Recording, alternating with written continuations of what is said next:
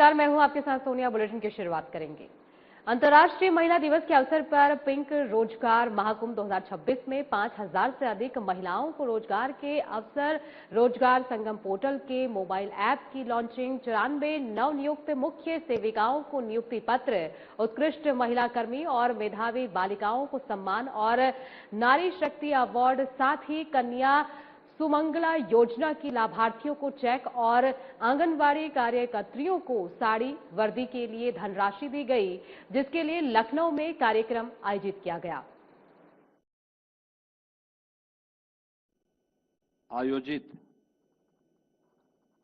जो विभिन्न प्रकार के कार्यक्रम एक साथ आयोजित हो रहे हैं प्रदेश की राजधानी लखनऊ में और सभी 75 जनपदों में, जिनमें के भी 4 जनपदों की बहनों से मैंने स्वयं संवाद भी किया है।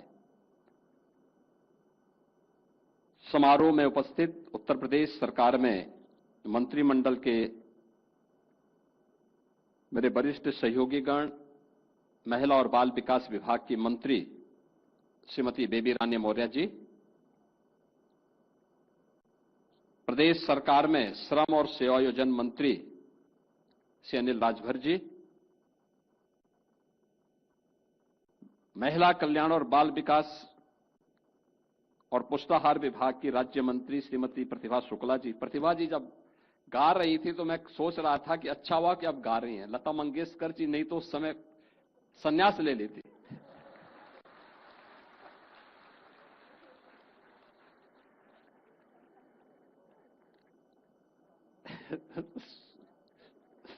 स्वर साम्राज्ञी का वो तो आप जी को खिताब मिलना चाहिए था। लेकिन अच्छा देखो, एक अच्छा प्रयास है। व्यक्ति जब अपने अंदर की हिचक को दूर करके बोलता है, आत्मविश्वास तब झलकता है और यह आत्मविश्वास सफलता की पहली सीढ़ी होती है। राज्य मंत्री श्रम और सेवायोजन श्री मनोहर लाल मुन्नो कोरे जी, उत्तर प्रदेश महिला कल्याण निगम की अध्यक्ष श्रीमती कमलावती सिंह जी, राज्य महिला आयोग की अध्यक्ष श्रीमती बबीता चौहान जी, उपाध्यक्ष महिला आयोग श्रीमती चारू चौधरी जी, उपाध्यक्ष महिला आयोग श्रीमती अर्पणा यादव जी, अपर मुख्य सचिव महिला कल्याण बाल विकास और पोषाहार विभाग श्रीमती लीला जौहरी जी, प्रमुख सचिव श्रम और सेवायोजन डॉक्टर M.K. सुंदरम जी, और आज के इस कार्यक्रम में उपस्थित महिला बाल विकास विभाग, श्रम विभाग और अन्य तमाम विभागों से जुड़े हुए, गृह विभाग से जुड़े हुए सभी हमारी उपस्थित बहनें, प्रदेश भर से जुड़ी हुई बहनें, मैं सबसे पहले इस समारोह में आप सबका अभिनंदन करता हूं और प्रदेश भर की आधी आबादी को अंतर्राष्ट्रीय महिला दिवस की हृदय से बधाई देता हूं। आज यहां पे हम लोगों ने बहुत सारे कार्यों को यहां पे संपादित किया है एक साथ। आपने देखा होगा कि इस मंच के माध्यम से हम लोगों ने मुख्यमंत्री कन्या सुमंगला योजना के लाभार्थियों को चेक वितरित किया है। बेटी किसी पे निर्भर नहीं रहेगी, बल्कि जन्म लेने से लेकर के स्नातक तक की पढ़ाई के लिए 25,000 रुपए का एक पैकेज सरकार उसको देगी। और उस क्रम में आपने देखा होगा अलग अलग उम्र की बेटियां, यानी बेटी जन्म लेगी, जैसे ही रजिस्टर में नाम चढ़ेगा पैसा उसके अकाउंट में आएगा। बेटी 1 वर्ष की होगी, सभी प्रकार के टीकों से आच्छादन करना, पैसा उसके अकाउंट में आ जाएगा। बेटी पहली क्लास में प्रवेश लेगी, रजिस्ट्रेशन के साथ ही उसे पैसा उसके अकाउंट में आएगा। बेटी 5वीं पास करेगी, फिर पैसा एडमिशन लेने के साथ ही पैसा उसके अकाउंट में आएगा। ये क्रम चलेगा जब तक कि वह बेटी हाई स्कूल या इंटरमीडिएट के बाद किसी अन्य कार्य में या हायर एजुकेशन के किसी कार्य के साथ न जुड़े।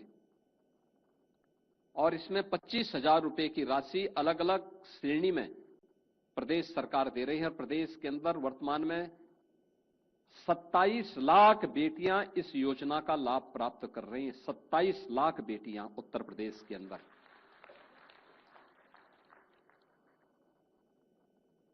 बेटी शादी योग्य हो जाए तो फिर उसको अभिभावक को चिंता नहीं करनी है कि पैसा कहां से आएगा।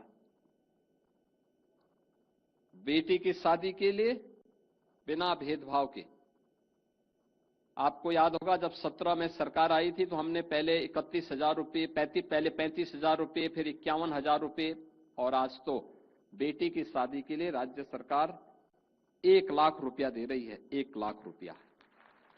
मुख्यमंत्री सामूहिक विवाह योजना में मुझे बताते हुए प्रसन्नता है, अब तक 4 लाख से अधिक बेटियों को इस योजना के माध्यम से, मुख्यमंत्री सामूहिक विवाह योजना के माध्यम से उनकी शादी संपन्न कराने में सरकार ने, प्रशासन ने अपना योगदान दिया है। और बेटी के लिए अभी तो हम लोगों ने एक लक्ष्मीबाई स्कूटी योजना लेके आ रहे हैं, बहुत शीघ्र इसको लॉन्च करने वाले हैं, जिसमें बेटी को हम एक स्कूटी देंगे। खासतौर पर स्नातक और प्रास्नातक की फाइनल ईयर की बेटियों को, जो मेधावी बेटियां हैं, पहले चरण में उनको उपलब्ध करवाएंगे और दूसरे चरण में फिर अन्य लोगों को भी इसके साथ धीरे धीरे करके आगे बढ़ाएंगे। पहले से पैसे की व्यवस्था कर दी गई है। यानी ये स्कीम बताती है कर्मिक रूप से महिला श्रम बल कैसे आगे बढ़ता है, ये उसके उदाहरण है। आज उस कार्यक्रम को महिला कन्या सुमंगला योजना के लाभार्थियों को यहां चेक वितरित किए गए। महिला कल्याण विभाग और पुलिस विभाग में उत्कृष्ट कार्य करने वाली महिला कार्मिकों को भी सम्मानित किया गया। बाल विवाह को रोकथाम करने के लिए उत्कृष्ट कार्य करने वाली महिलाओं तथा 181 महिला हेल्पलाइन में उत्कृष्ट कार्य करने वाली कार्मिकों को भी यहां पे सम्मानित किया गया। राजकीय जो गृह हैं, बालिकाओं के गृह हैं, उनमें से उनकी रैंकिंग की जाती है, उसमें 80% से अधिक अंक प्राप्त करने वालों को भी यहां पे सम्मानित किया गया। और मुख्यमंत्री बाल सेवा अंतर्गत भी मेधावी बालिकाओं को सम्मान आज यहां पे किया गया। 6 महिलाओं को नारी शक्ति अवार्ड दिए गए।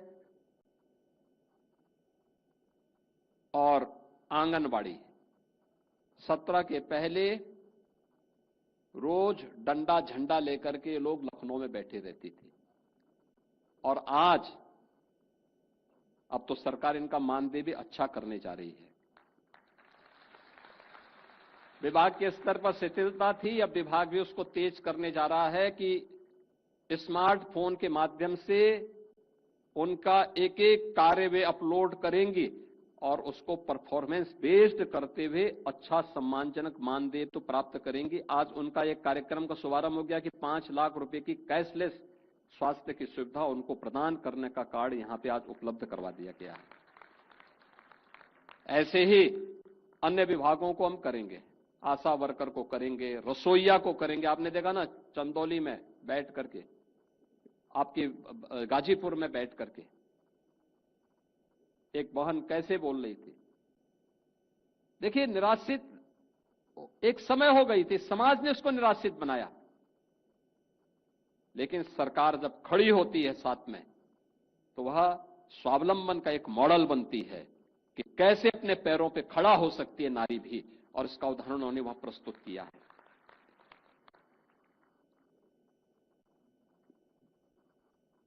श्रम विभाग में सेवायोजित 10 बेटियों को आज हम लोगों ने नियुक्ति पत्र भी दिया है। रोजगार के लिए जो विभिन्न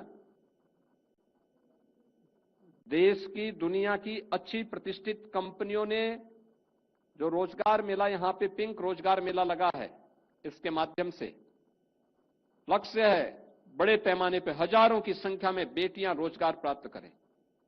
मैं रोजगार मेला का उद्घाटन करने के बाद ही यहां आया हूं। क्या आत्मविश्वास था उन बेटियों में, कुछ कर गुजरने की।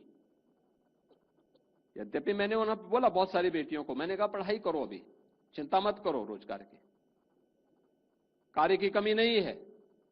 हम लोग बड़ा बड़ा निवेश लेके आ रहे हैं। हर क्षेत्र में महिलाएं योग्य कार्य कर सकती हैं, कर रही हैं, जहां उनको अवसर मिला है। हमें मेहनत करने की आदत, और वो मेहनत आप कर सकती हैं। खूब पढ़ाइए, बेटियों को खूब पढ़ाइए। और मैं देख रहा था क्या आत्मविश्वास उनके मन में है। यानी ये आत्मविश्वास अगर सभी के मन में आ जाए तो भारत को विकसित होने से कोई ताकत रोक नहीं सकती है, कोई ताकत रोक नहीं सकती है। और वह कार्य हम लोगों ने आज यहां पे इस रोजगार मेले के माध्यम से हम लोगों ने देखा है। और मुझे अच्छा लगा, 10 बेटियों को यहां पे नियुक्ति पत्र भी दिया गया। 94 नवनियुक्त मुख्य सेविकाओं को भी यहां पर नियुक्ति पत्र वितरण के कार्यक्रम संपन्न हुए हैं, जिनमें 10 को मंच से हमने दिया, बाकी औरों को उपलब्ध हो गया है। आंगनबाड़ी कार्यकर्तियों के 50 वर्ष, आईसीडीएस के 50 वर्ष पूर्ण हुए हैं। यानी आपकी ये स्वर्ण जयंती वर्ष है। स्वर्ण जयंती वर्ष में तब तो ये बहुत अच्छा है, अच्छा अवसर है कि आंगनबाड़ी का तब तो मानदेय बढ़ जाना चाहिए। यानी 50 वर्ष के आप हो गए हैं, 50 वर्ष। और 50 वर्ष के कालखंड के दौरान अपनी उन उपलब्धियों को लेकर के आपको कार्य करना चाहिए। आपके कारण क्या परिवर्तन आया है, आज यहां पर उससे संबंधित एक पुस्तिका का विमोचन भी हम लोगों ने आत्ममंथन के माध्यम से किया है। और बाल विकास और पोषाहार विभाग के अंतर्गत जो मुख्य सेविकाओं के द्वारा उनकी कैपेसिटी बिल्डिंग के लिए क्या कुछ हो रहा है, इसके लिए सारथी पुस्तक का विमोचन भी यहां पर आज यहां पे संपन्न हुआ है। श्रम विभाग के द्वारा जो विभिन्न प्रकार के उदिता फाउंडेशन द्वारा विकसित 9 दिशा पुस्तिका का विमोचन भी यहां पे किया गया है। रोजगार संगम पोर्टल का मोबाइल ऐप भी यहां पे लॉन्च किया गया है।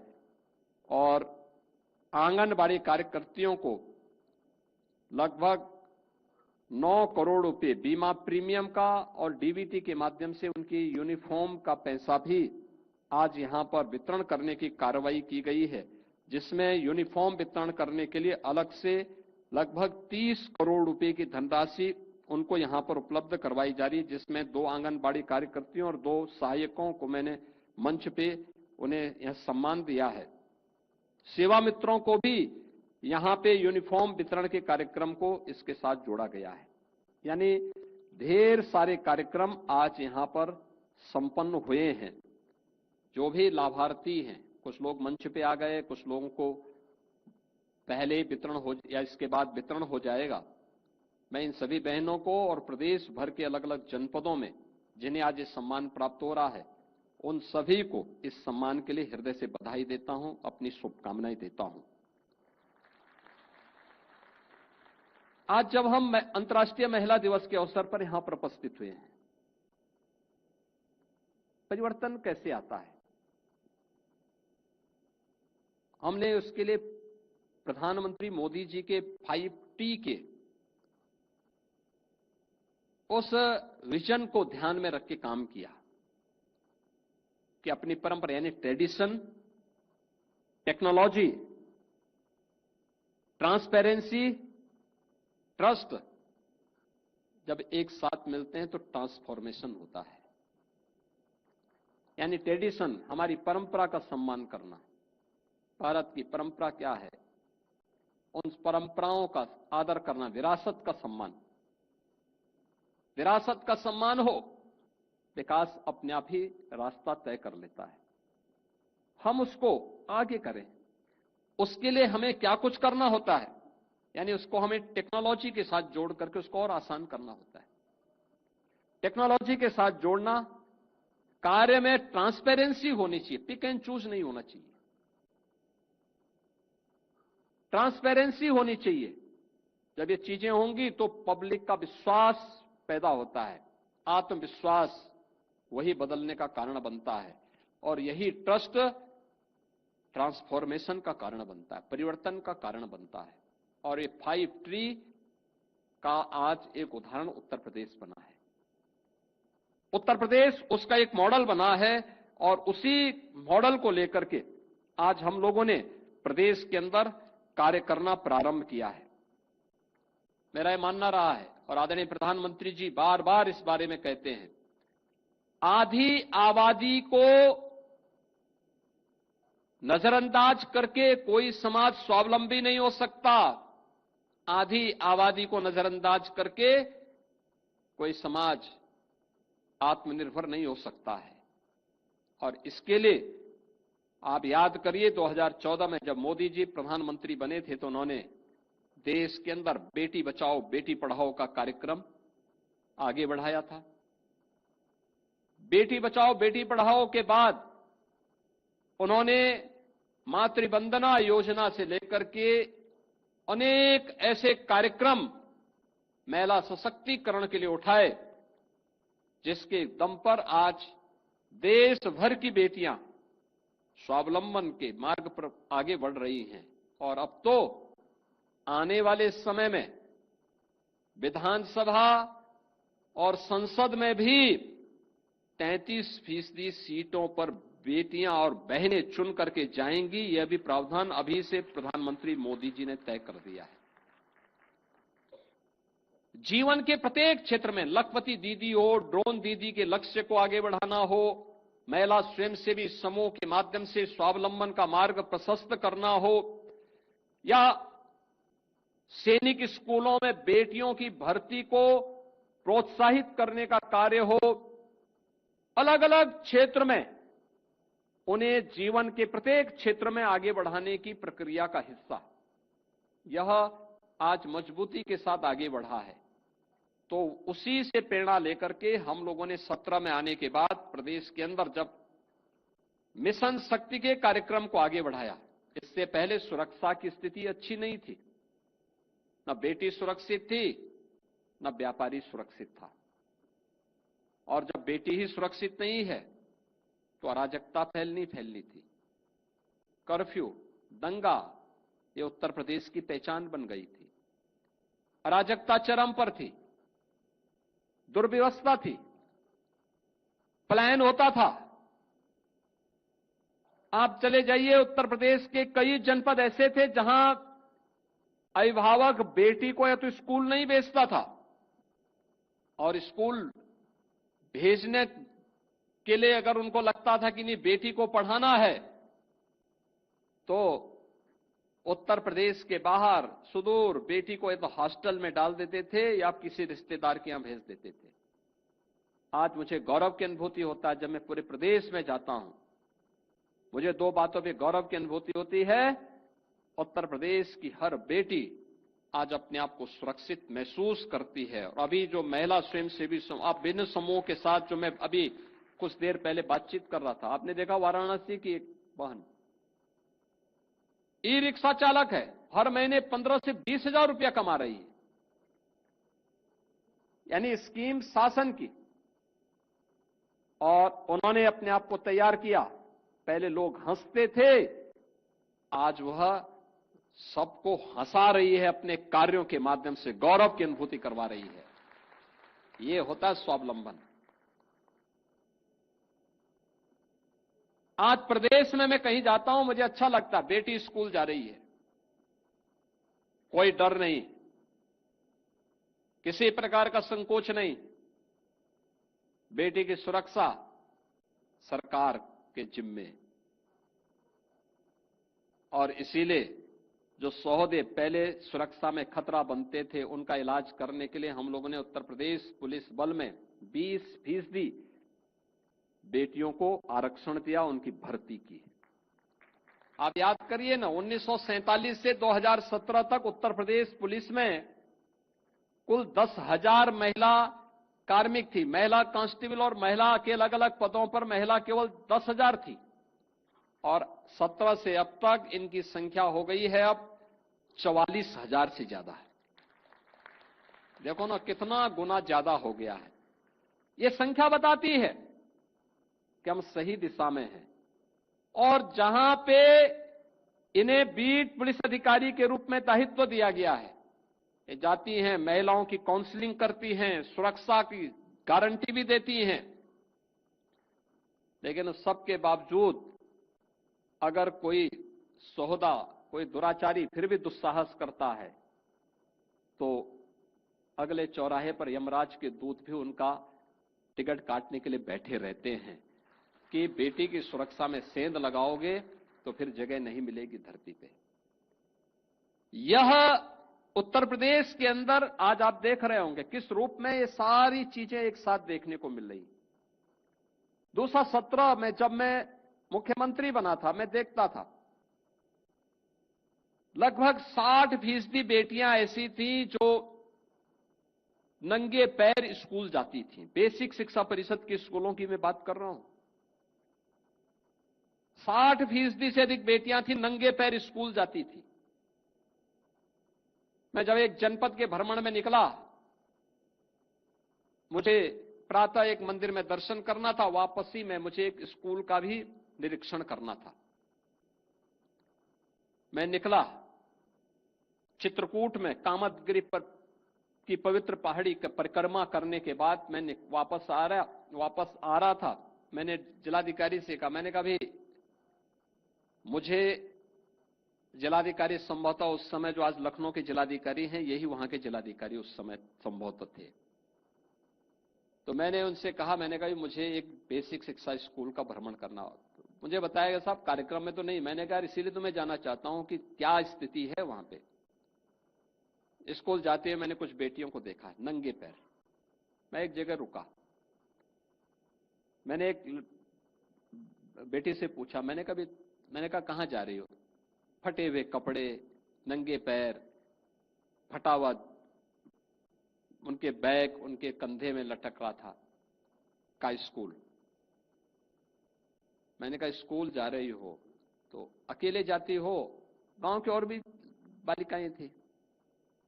मैंने कहा घर में कौन कौन है? कहा भाई भी हैं। वो दोनों बहन स्कूल जा रही थी। तो मैंने कहा भाई कहां है? भाई स्कूल नहीं जाता है क्या?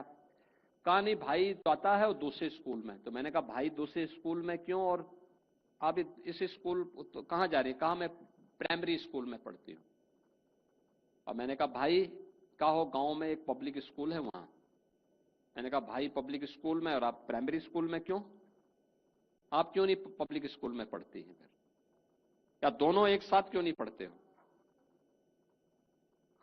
उसने कहा वो भाई है ना। मैंने कहा उसके पास भी, उसके पैरों में भी चप्पल नहीं है, जूते नहीं है। कहा नहीं उसके पास तो है। मैंने कहा कपड़ा? कहां उसके लिए बना था। मैंने कहा तुम्हारे लिए क्यों नहीं बना? तो चुप हो गई। मैंने अपने सहयोगी से कहा, मैंने कहा इस बेटी को कुछ पैसा दो चप्पल खरीदने के लिए। तो उसने नहीं लिए। यानी यह एक प्रश्न, गंभीर प्रश्न हम सबके सामने कि बेटा और बेटी में हम भेदभाव करते हैं। दूसरा, बेटे के लिए बनाएंगे, बेटी के लिए नहीं बनाएंगे। तो मैं वापस आया, उसी दिन शाम को मैंने विभाग की बैठक ली। मैंने कहा भी ये काम करो, मैं आज गया था, मुझे बहुत बुरा लग रहा था कि बेटी नंगे पैर जा रही थी, और जो मैंने देखा तो नहीं लेकिन मैंने जो सुना है कि बेटों के लिए चप्पल या जूते हैं लेकिन बेटी के पहनने के लिए नहीं। तो हम राज्य सरकार की तरफ से दे देते हैं, अच्छा होगा। खैर मैंने उस दिन तो घोषणा की कि भाई हर बेटी को बेसिक शिक्षा परिषद के स्कूलों में पढ़ने वाली हर बेटी के लिए हम यूनिफॉर्म देंगे, बैग देंगे, बुक्स देंगे, उनके जूते मोजे भी उपलब्ध करवाएंगे। जब स्कीम बनी तो हमने कहा यार देखो, अभिभावक हो सकता भेदभाव अपनी मजबूरी से करता हो, लेकिन सरकार को भेदभाव नहीं करना चाहिए। हम बेटों को भी देंगे अब, लेकिन बेटी के कारण बेटों को भी मिल रहा है। आज बेसिक शिक्षा परिषद में हर बेटा हर बेटी पैसा प्राप्त करता है। हम डीबीटी के माध्यम से पैसा दे रहे हैं। ये देख करके मुझे लगता है, मैं अब जाता हूं, लगभग 98 से 99% बेटियां या तो जूते मोजे में होती हैं, नहीं तो चप्पल में तो जरूर अब स्कूल आती हैं, नंगे पैर नहीं जाती हैं। सर्दियों में उनके बदन में भी स्वेटर होता है, नहीं तो फटी हुई कुर्ती होती थी, उसी को पहन करके स्कूल आती थी। आज इससे हम उभर चुके हैं और ये स्वस्थ समाज की एक निशानी है। हम भेदभाव नहीं करते। वो बेटी, हमारे यहां तो पुरानी मान्यता थी कि गांव की बेटी सबकी बेटी, उसको सम्मान मिलना चाहिए, उसको जीने का अधिकार मिलना चाहिए, उसको आगे बढ़ने का अधिकार मिलना चाहिए। और ये चीजें आज हकीकत में होती भी दिखाई देती है। तो हम लोगों को लगता है कि देखिए, हम लोगों का आना सार्थक हुआ है कि आधी आबादी जो अपने आप को उपेक्षित महसूस करती थी, वह चीज आज वहां पर। मुझे याद है जब मैंने मुख्यमंत्री सामूहिक विवाह की स्कीम लागू करवाई, 35,000 रुपए उस समय थी राशि, तो समाजवादी पार्टी ने बहुत विरोध किया, कहा अरे साहब ये तो अपमान है। मैंने कहा अपमान क्यों? कहा रहता ये 35,000 रुपए में शादी के लिए आप उन गरीबों का अपमान करना चाहते हैं। और मैं जब कई जनपदों में सामूहिक विवाह योजना के कार्यक्रमों में गया, मुझे अच्छा लगा कि उन जनपदों में सामूहिक विवाह की योजना के अंतर्गत हजारों हजार बेटियां, उनके परिवार के सदस्य, नातेदार, रिश्तेदार उस कार्यक्रम में सहभागी बनते हैं। और अब तक हम लोग 4 लाख से अधिक बेटियों की शादी इस स्कीम के अंतर्गत कर चुके हैं। बुलेटिन में फिलहाल के लिए इतना ही। आगे की तमाम खबरों के लिए बने रहिए हमारे साथ।